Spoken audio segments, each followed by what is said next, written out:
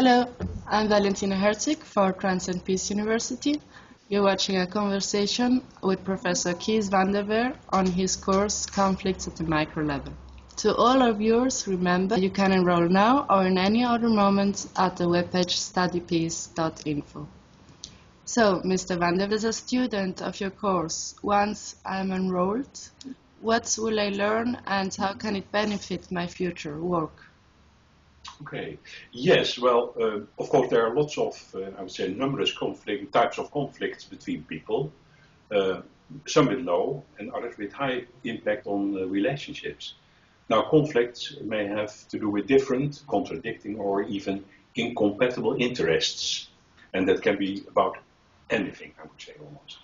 And the first objective of the course is to get insight in potential causes of interpersonal conflicts. And then hence we pay attention to conflicts in organizations like schools, work situations, companies, etc. So we are going to look at the impact of some of those conflicts and factors that are sometimes deeply rooted, conflicts that or causes that contribute to those conflicts. And thirdly, maybe most importantly, we will analyze concrete conflicts not just for interest or something like that, but for looking for possible solutions. So analyzing conflicts is always solution-oriented. And could you please describe the course design? Yes. During the course, we'll go first through all kinds of potential causes of conflicts at the micro level. The idea is to go through those causes not in an abstract way, but related to a concrete conflict. For a start, each participant is requested to make a compact description of an interpersonal conflict, and each description is commented by the other participants and also by the course instructor, by me, myself. And those descriptions are for the participants, you may say, a point of departure to study the different possible causes of interpersonal conflict. Each of them go through the literature in search of potential causes with, in the first place, their own described conflict in mind. And the results of these searches are then discussed during our Skype sessions. So everybody comments on everybody else. A next step is then, given possible causes, to look for potential solutions. At that stage, also the what we call the transcend method of conflict mediation, developed by Galtung, plays an important role. And during the second part of the course, we will, in you may say, the same way, study conflicts within organizations like the workplace or at schools. Each participant is requested again to write papers, essays, comments on each other's contributions, and we'll discuss those contributions during our Skype sessions. That's about the design of the course, I say. Okay. And what are potential causes of interpersonal conflicts? I wish I could answer that in 2 or 3 minutes, and that's completely impossible because there can be numerous, thousands, millions of causes of interpersonal conflicts.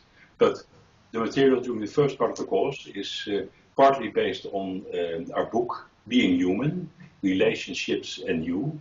That's a kind of social psychological analysis written by Larsen, Ommensen, and myself.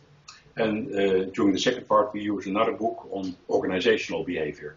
Well, and in those books and also the literature that people are going to search on the internet and in libraries, etc., we look for groups of potential causes. Like, for example, causes that may lay in the process of attraction and relationships, development of social attachments. That is the whole process that newborn children go through until they become adults. And what kind of things happen at that time in their behavior, in their bringing up.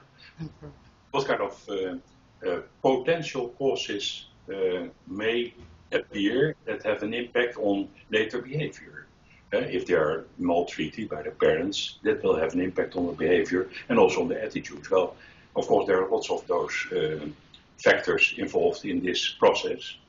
And then there's the process which is not completely parallel with that, but also is a process that goes with it, the process of attitude formation and behavior. How come people to have certain attitudes towards other people, to foreigners, for example? Then there's an important factor, the influence of group membership and group pressure. We all know that being a member of a group, a reference group, has a lot of impact on the way you are judging others, feeling about certain situations, political issues, etc. And all those things can be a source of conflict.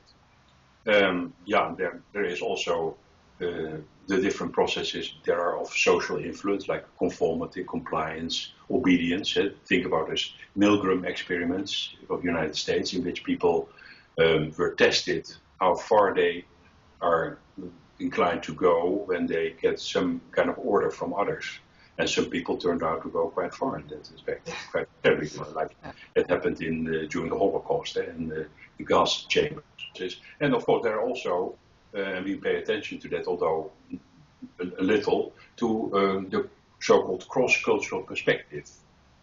Then you get a bit on conflicts of the macro level, at least the context, the macro context in which conflicts on the personal level may play a role.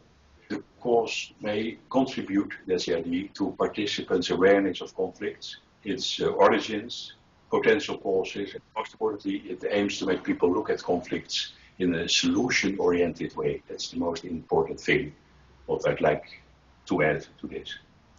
Okay, thank you. Thank you really much. You're very welcome.